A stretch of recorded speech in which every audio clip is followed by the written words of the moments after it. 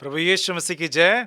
आशा है मेरी कि आप सब अच्छे से और आनंदित होंगे और लगातार संदेशों को सुनकर आज विश्वास में बढ़ रहे होंगे। आज का संदेश है हमारा कि परमेश्वर ने भक्त को अपने लिए अलग करके रखा है, उसे अलग किया है। आइए निकालेंगे भजन संहिता की पुस्तक, उसका 4 अध्याय और यहाँ पर देखेंगे तीसरे पद में, यह जान रखो कि यहोवा ने भक्त को अपने लिए अलग कर रखा है। यहाँ पे लिखा है, जब मैं यहोवा को पुकारूंगा तब वह सुन लेगा। यहाँ पर वचन बताता है कि ये जान रखो कि परमेश्वर ने भक्त को अपने लिए अलग कर रखा है। कहाँ से अलग किया है, इस विषय पे आज हम जानेंगे। दो तरह के लोग हैं इस पूरी दुनिया में, एक है परमेश्वर के भक्त और है एक साधारण इंसान। अब दोनों में अंतर क्या आप कहेंगे? ऐसे तो बहुत सारे हैं, लेकिन मैं आपको बताना चाहता हूँ भक्त अलग हैं और बाकी में सारी दुनिया आती है। भक्त क्या चीज़ों से अलग है? भक्त है दुनिया से अलग है। दुनिया मतलब दुनियादारी से अलग, दुनिया की बातों से अलग, दुनिया की चीज़ों से अलग। आज लोग किस चीज़ के लिए प्रार्थना करते हैं, इस विषय में बाइबल बता रही है इसके दूसरे पद में, और यहाँ पे लिखा है, हे मनुष्य के पुत्रों, कब तक मेरी महिमा का अनादर होता रहेगा? तुम कब तक व्यर्थ बातों से प्रीति रखोगे और झूठी युक्ति के खोज में रहोगे? यहाँ पे बाइबल बता रही है कि लोग आज झूठी युक्ति की खोज कर रहे हैं, व्यर्थ बातों से प्रीति रखते हैं। आज लोगों को चाहिए ये मिल जाए, वो मिल जाए, ऐसा हो जाए, वैसा हो जाए, ये मिल जाए, सारी सांसारिक चीजें की ही लिस्ट है और उनसे उनको बड़ा लगाव है। ये चीज लाना है और खुशी सी लगेगी, ये लेके आना है अच्छा लगेगा, ये चीज चाहिए ऐसा होगा। और झूठी युक्ति के लिए, वो योजनाओं के लिए लगे हैं जिनका कोई मतलब नहीं, उसकी खोज में लगे हुए हैं और उसको ढूंढने में लगे हुए हैं। मैं आपसे कहना चाहता हूं मेरे प्रियो, परमेश्वर का वचन कहता है भक्त को मैंने अपने लिए अलग कर रखा है। अब भक्त और साधारण लोगों में अंतर क्या होगा? अगर साधारण लोग भी उन सब चीजों के पीछे भागें और भक्त भी उन सब चीजों के पीछे भागे। आज की डेट में लोग सेवा को करने के लिए आते हैं, कुछ लोग शौकिया करते हैं तो कुछ लोग देखा देखी या मजबूरी में करते हैं। मैं आपसे कहना चाहता हूं प्रियो, भक्त अगर आप अपने आप को समझते हैं, आप सेवक नहीं भक्त समझते हैं या सेवक समझते हैं, इसमें भी अंतर है। यदि आप अपने आप को परमेश्वर का भक्त समझते हैं तो बाइबल बताती है, जान रखो, ये समझ जाओ कि परमेश्वर ने अपने भक्त को अपने लिए अलग करके रखा है। यहां पे साफ साफ वर्णन है। इसलिए मेरे प्रियो, मैं आपसे कहना चाहता हूं, आप अपने आप को किस कैटेगरी में रखते हैं? आप अपने आप को अगर परमेश्वर के भक्त समझते हैं तो आपको व्यर्थ बातों से सोचना नहीं पड़ेगा और किसी चीज की चिंता नहीं करना होगा, क्योंकि बाइबल बताती है कि यहोवा के डरवैयों को किसी भली वस्तु की घटी नहीं होती। जवान सी तो भूखे रह सकते हैं, लेकिन यहोवा के डरवैयों को किसी भली वस्तु की घटी नहीं होगी, हो ही नहीं सकती। लेकिन आज सबसे ज्यादा घटी है तो परमेश्वर के लोगों को है। आज सबसे ज्यादा दिक्कत है तो परमेश्वर के लोगों को है। उनके पीछे परमेश्वर का टाइटल तो लगा है, लेकिन वो परमेश्वर में बने नहीं है। भक्त का अर्थ डिफाइन कैसे करेंगे? भक्त को कैसे डिफाइन करेंगे? भक्त को कैसे परिभाषित करेंगे कि वो भक्त है? अगर वो भक्त है तो उसके पास उसके ऊपर चलाने वाला, जिसकी वो भक्ति करता है, उसकी चिंता करेगा नहीं करेगा? आप मेरे को प्रिय बताइए, जो जिस जगह से जुड़ा होता है, भक्ति मतलब उसके साथ लगे रहना, हर चीज में उसकी तारीफ और बड़ाई करना। उदाहरण के तौर पर आज लोग किसी कंपनी में काम करते हैं, उसे भी हम देखा जाए तो उसे लोग कहेंगे हम वर्शिप नहीं करते, लेकिन एक तरह से कहा जाए उनको आप बढ़ाते हो, उनको आगे आगे एक्सपेंशन में मदद करते हो, तो उनकी कहीं ना कहीं आप उनको मदद करते हो। तो एक तरह से ये भी उसी में आता है, लेकिन मैं उसको वर्ड नहीं डाल रहा, लेकिन कह रहा हूं आप उसी में आ रहे हो और आगे बढ़ा रहे हो, मतलब उसकी हेल्प कर रहे हो, उसकी साथ दे रहे हो। भक्ति में आप परमेश्वर के साथ उनकी भक्ति करते हो और बोलते हो परमेश्वर आप महान, आप स्तुति के योग्य, आप सर्वश्रेष्ठ, आप सबसे ऊंचे हैं। अगर आप ये बोलते हो, लगातार लगे रहते हो और उसको मानते भी हो दिल से भी, वो सबसे बड़ी बात है। सच्ची भक्ति मायने रखती है, मुंह से भक्ति नहीं। बाइबल बताती है ये लोग मेरा मुंह से तो आदर करते हैं परंतु उनका मन मेरे से बहुत दूर रहता है ना। मुंह से आदर करने वाले मत रहिए, मन से आदर करने वाले बनिए।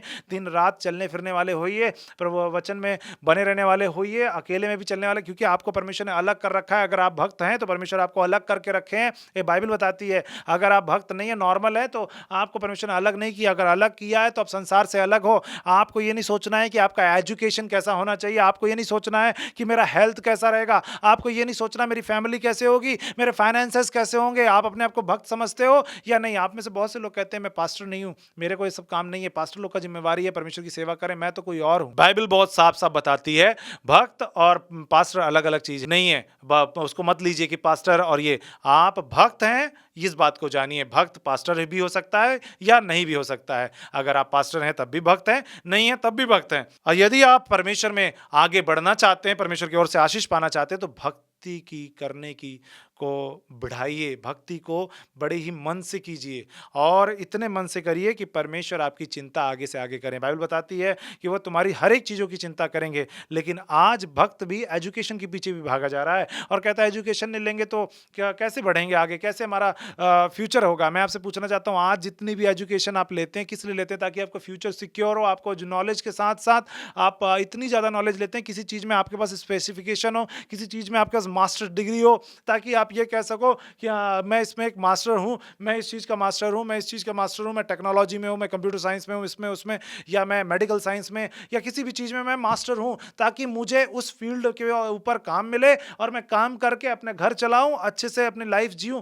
ओवरऑल मैटर यही है और कुछ भी नहीं है। लोग आज सारी चीज़ों के पीछे जा रहे हैं। मैं आपसे कहना चाहता हूँ प्रियो, यदि आप इतने ही मन से परमेश्वर के पीछे भक्ति करेंगे, उनकी इच्छा को खोजने पे जाएंगे, उनको जानने पर जाएंगे, तो प्रभु वचन कहता है पहले राज्य और धर्म की खोज करो, तुम्हें सब कुछ मिल जाएगा। ये धर्म वाला नहीं, हिंदू मुस्लिम सिख ईसाई वाला नहीं। यहाँ पे इसका मतलब ये है कि उनकी धार्मिकता, बाइबल बताती धार्मिकता मतलब पवित्रता की खोज करो, उनके राज्य और पवित्रता की खोज करो तो तुम्हें ये सब वस्तुएं मिल जाएंगी। इसलिए बाइबल में वहाँ लिखा हुआ है 4 पद में, कांपते रहो और पाप मत करो, अपने बिछौने में मनी मन सोचो और चुपचाप रहो। बाइबल बताती है कि चुपचाप रहो और क्या करो, धर्म के बलिदान चढ़ाओ और यहोवा पर भरोसा रखो। यह है भक्त की परिभाषा कि वो अपने आप को पाप से दूर रखेगा और धर्म के बलिदान चढ़ाएगा, अर्थात पवित्रता के बलिदान चढ़ाएगा। अगर आप देखेंगे तो वहां पे लिखा हुआ पवित्रता के बलिदान चढ़ाएगा और परमेश्वर पे भरोसा रखना। यह जो भक्त होगा वो परमेश्वर पे भरोसा रखेगा, ना कि संसार पर। आज लोग भरोसा रखे हुए हैं टेक्नोलॉजीज पे, आज भरोसा है लोगों का साइंस के ऊपर, मेडिकल्स के ऊपर। मैं आपसे कहना चाहता हूं प्रयोग रखिए, लेकिन परमेश्वर से ज्यादा नहीं, और परमेश्वर के ऊपर भरोसा रखिए। यदि परमेश्वर चाहेंगे तो आपको वहां लेकर जाएंगे, क्योंकि बाइबल इस बारे में वर्णन बताती है कि जब वो एक व्यक्ति के विषय में यीशु मसीह दृष्टांत बताते हैं, जहां पे ये कहते हैं कि तुम्हारा पड़ोसी कौन है, तो वहां बताते हैं एक व्यक्ति जा रहा था और रास्ते में उसके कुछ लुटेरों ने आया और उसे मारा पीटा और वहां पे पड़ा हुआ छोड़ दिया। और उसी समय वहां पे महायाजक गुजरे, शास्त्री गुजरे, सब लोग गुजरे, लेकिन वहां से एक व्यक्ति गुजरता है और वो व्यक्ति उसको लेता है और सराय में लेकर जाता है। मैं आपसे कहना चाहता हूं प्रियो कि वो व्यक्ति उसे कहां लेकर जाता है। सराय का मतलब होता है एक तरह का छोटा मोटा डिस्पेंसरी या मेडिकल का, वो कह लीजिए, जहां पर ट्रीटमेंट हो जाए, इंस्टेंट ट्रीटमेंट कुछ ना कुछ हो जाए, मतलब एक हॉस्पिटल के रूप में वो खुद लेकर जाता। तो बाइबल यहां बताना चाहती है अगर परमेश्वर की इच्छा होगी वो आपको कैसे भी ठीक करेंगे, चाहे किसी भी माध्यम से वो आपको करेंगे। लेकिन आप अपने आप से, अपने आप के लिए परेशान मत होइए। यदि आप उनकी भक्ति करेंगे तो उन्हें पता है इस बच्चे के पास है या नहीं है, इसे खाने की जरूरत है या नहीं है, इसे भूख लगा है नहीं लगा है, इसे आज क्या खाने का मन है, इसे आज रोटी खाना है, इसे चावल खाना है, इसे बिरयानी खानी है, इसे क्या खाना है, इसे खिचड़ी खानी है या आज इसे खीरे खाने हैं, सेब अनार क्या खाना है। इस सब परमेश्वर की फिक्र होगी तब जब आप भक्त की कैटेगरी में आएंगे। प्रियो, मैं आपसे कहना चाहता हूं यदि आप परमेश्वर की भक्ति मन से कर रहे हैं और परमेश्वर ने आपको अपना भक्त का टाइटल दे दिया, तो इससे बड़ा कुछ भी नहीं हो सकता। इस दुनिया में आपके ऊपर इससे बड़ा टैग नहीं होगा कि आपने उद्धार पाने के बाद परमेश्वर के भक्त बन जाएं और भक्त बनकर जीवन जीने लगे। परमेश्वर आपकी एक एक जरूरत पूरी करेंगे, ऐसा बाइबल बताती है। क्योंकि जब इंसान जिसके आप जॉब करते हो, जिसके आप काम करते हो, उसको इतनी फिक्र होती है कि उनको सैलरी देनी है, या आप जिनके अधीनस्थ रहते हो उनको यह होता है कि इनकी केयर करनी है, माता पिता को होता है कि इनके लिए कपड़े लाने, खाने देने हैं, तो वो परमेश्वर जिसने ये सब कुछ बुद्धि दी उसके पास नहीं होगा यह बुद्धि कि वो आपकी चिंता ना करें। वो आपकी चिंता करते हैं, वो आगे से आगे आपके लिए देंगे। लेकिन हम प्रभु कहते हैं प्रभु आप पीछे रहिए, मुझे अपने लिए सोचना पड़ेगा, मुझे अपनी फैमिली प्लानिंग करनी पड़ेगी, मुझे अपने फाइनेंस के लिए इकट्ठा करके रखना पड़ेगा, मुझे एजुकेशन लेनी पड़ेगी, मुझे स्पिरिचुअल के लिए भी कुछ करना पड़ेगा। आज सब चीजें परेशान होना है, लेकिन मैं आपको बता दूं भक्त को इन किसी बातों में नहीं परेशान होना। उसे आत्मिकता में बढ़ने के लिए, स्पिरिचुअल रीति से वो कितना आगे बढ़ सकता है, इसमें उसको मन लगाना होगा। उसको लगाना होगा कि वो इसमें मजबूत हो जाए, आत्मिक तौर पर मजबूत हो जाए। इस पे ज्यादा से ज्यादा दिमाग उसको लगाना है। उसको उसका स्वास्थ्य कैसा है इस पे दिमाग नहीं लगाना, उसको अपनी पढ़ाई पे दिमाग नहीं लगाना, उसको अपने कमाई पे दिमाग नहीं लगाना है, फाइनेंसेस पे दिमाग नहीं लगाना। कैसे होगा? जो कर रहे हो करते रहो। अगर परमेश्वर की इच्छा होगी आपको बढ़ाते रहेंगे, आपको जिधर लेके जाना उधर लेके जाते रहेंगे, आपको सोचना नहीं पड़ेगा।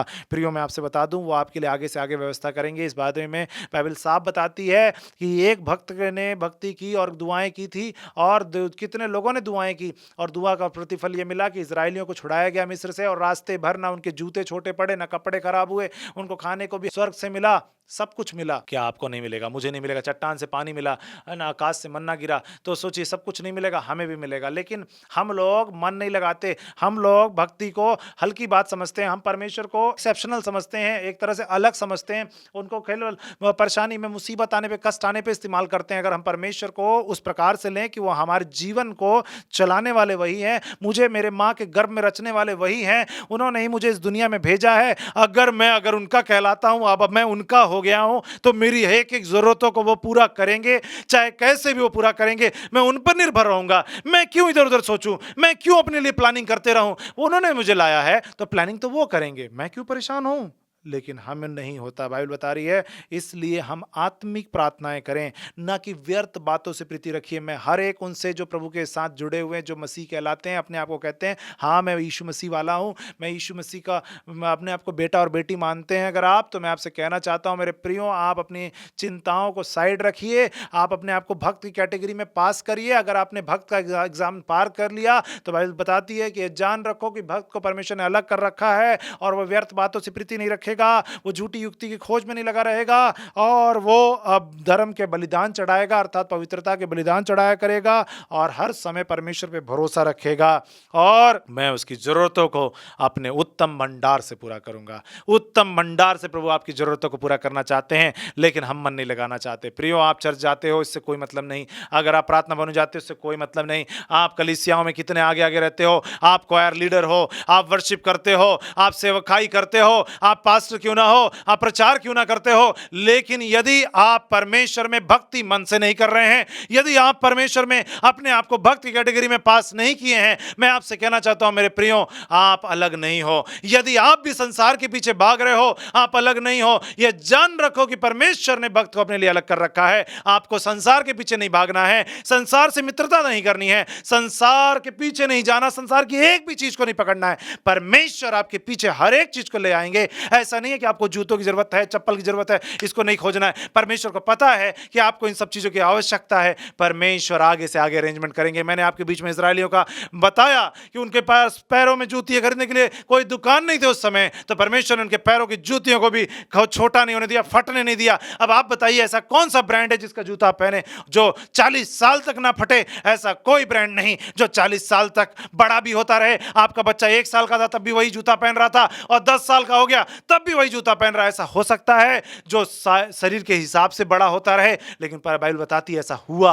और ऐसा हुआ, क्या चट्टान से पानी निकल सकता है? कदापि नहीं निकल सकता। लोग जहां बोरिंग करते हैं वो भी एक नरम भूमि से स्टार्ट करते हैं कि अच्छी रीति से मशीन अंदर जाए, पत्थर पे नहीं करते। मैं आपसे प्रियो कहना चाहता हूं, परमेश्वर ने चट्टान से पानी पिलाया, समुद्र को 2 भाग कर दिया। जब उन्हें आपकी चिंता है, वो जब आपको अपने लिए अलग कर लेंगे तो उससे फर्क नहीं पड़ता कितने आपके खिलाफ खड़े हैं, कितने ज्यादा आपके से लड़ना चाहते हैं, वो सब से आप जीत जाएंगे, क्योंकि परमेश्वर आपकी तरफ खड़े होकर बोलेंगे ये बेटा मेरा है, ये बेटी मेरी है, ये मेरे हैं, इनकी हर एक जरूरतें मेरी है। आपको बता दूं, जब आप परमेश्वर को ये मौका देंगे, क्योंकि आदम और हवा को भी जब परमेश्वर ने अदन की वाटिका से निकाला था, उन्हें यूं ही नहीं निकाल दिया। उन्हें जब ये लगा कि वो नंगे हैं और उन्होंने पत्तों के वस्त्र पहने, तो उनको परमेश्वर ने चमड़े का अंगरखा पहनाकर भेजा था। प्रियो, मैं आपसे कहना चाहता हूं, परमेश्वर आपकी चिंता करते हैं, लेकिन आप अपने आप को संसार के साथ नहीं परंतु संसार से अलग करना जानिए। आप अपने आप को परमेश्वर की भक्ति में लौलीन कीजिए, उनके सन्मुख लग जाइए, तो देखिए परमेश्वर में आप कैसे बड़े बड़े काम करेंगे, परमेश्वर में आप क्या क्या नहीं पाएंगे। आज लोग परमेश्वर की सेवा इसलिए करना चाहते हैं कि उन्हें प्रसिद्धि मिले, नाम मिले, शौहरत मिले, पैसे मिले। मैं आपसे कहना चाहता हूं इसलिए नहीं, परमेश्वर की सेवा, परमेश्वर की भक्ति कीजिए बिना किसी चाहत के। आपको परमेश्वर सब कुछ देंगे, और वो जब देंगे तो आपको मोलना भी नहीं पड़ेगा, वो आगे से आगे मिलता रहेगा। ये वचन आपके लिए, हर एक उन लोगों के लिए जिन्होंने इस वचन को सुना, और मेरा आशा है कि आप इस वचन के द्वारा आशीषित हुए होंगे। परमेश्वर आपको आशीषित करें। आइए मेरे साथ एक प्रार्थना करें और प्रभु यीशु से बोलें, प्रभु यीशु मसीह, मैं अलग होना चाहता हूं दुनिया से। हे जीवित परमेश्वर, जितनों ने भी ये वचन सुना है और ये निर्णय लेते हैं, प्रभु हम दुनिया से अलग होकर जीवन जीना चाहते हैं और आपकी भक्ति में और आपकी शक्ति को देखना चाहते हैं। हे जीवित परमेश्वर, हम दुनिया की बातों में नहीं परंतु आत्मिक बातों में मन लगाएंगे, और पाप में नहीं परंतु पवित्रता के बलिदान को चढ़ाएंगे। हे जीवित परमेश्वर, हमें इस्तेमाल करें अपने राज्य के लिए, अपनी महिमा के लिए, आप पे भरोसा करने वाला मैं बनना चाहता हूँ, दुनिया की बातों पे नहीं, एजुकेशन सिस्टम को नहीं प्रभु, ना ही मैं फाइनेंसेस को, ना ही मैं अपने हेल्थ को, ना ही मैं बहुत सी चीज़ों के ऊपर अपने आप को परेशान करूँगा, परंतु आप पर भरोसा रखकर आगे बढ़ने वाला बनूँगा। हे जीवित परमेश्वर, क्योंकि आप राजा अधिराज हैं और आप ही राजाओं के राजा, बहुत बड़े आप सब कुछ हैं और आप ही ने इस दुनिया को बनाया है और आपको पता है हमारे लिए क्या अच्छा है क्या नहीं। हे जीवित परमेश्वर, सब कुछ आप ही करें। जीवित परमेश्वर, आपको धन्यवाद कि आपने हमारी प्रार्थना सुनी और ग्रहण किया है। उद्धारकर्ता यीशु मसीह नाम से प्रार्थना मांगते हैं, आमीन और आमीन। आशा है मेरी कि प्रभु यीशु मसीह ने आप में से हर एक जन से बात किया होगा और आपको ये बताया होगा कि अपने आप को अलग करना है हमें इस दुनिया से। यदि इस मैसेज से आप आशीषित हुए हैं तो आप हमें कमेंट बॉक्स में बता सकते हैं कि आपको कौन सा भाग अच्छा लगा, और यदि कोई प्रश्न हो तो उसे भी आप कमेंट बॉक्स में पूछ सकते हैं, और यदि आपके ऊपर कोई प्रार्थना निवेदन है तो आप हमें दे सकते हैं। इंस्टाग्राम वगैरह में हमें आप मैसेज कर सकते हैं, फेसबुक के मैसेंजर्स पे हमें आप मैसेज कर सकते हैं। हम आपके लिए दुआ करेंगे और परमेश्वर आपके लिए रास्तों को खोलेंगे। और यदि अभी तक आप हमारे चैनल से नहीं जुड़े हैं, जुड़ जाइए। हम आपको इसी प्रकार से परमेश्वर के उन वचनों को जो हम तक आते हैं, आत्मिक बातों को आप कर लेकर आएंगे, जिससे आपकी आत्मिक उन्नति होते रहे। प्रभु यीशु मसीह आप सभी को आशीषित करें, आमीन।